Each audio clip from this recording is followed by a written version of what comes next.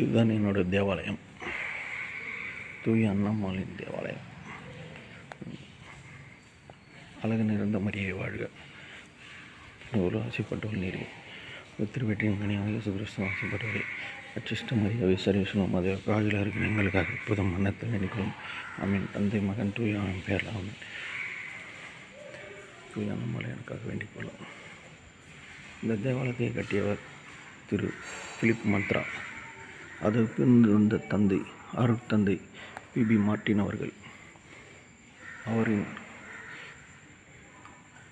கனிவான சேவைக்காக கட்டப்பட்ட இந்த தேவாலயம் இன்று மிக செழுமையுடன் இருக்கிறது.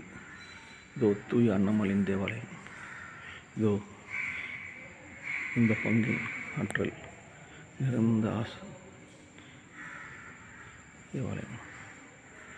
இது மிக புனிதமான தேவாலயம். நன்றி.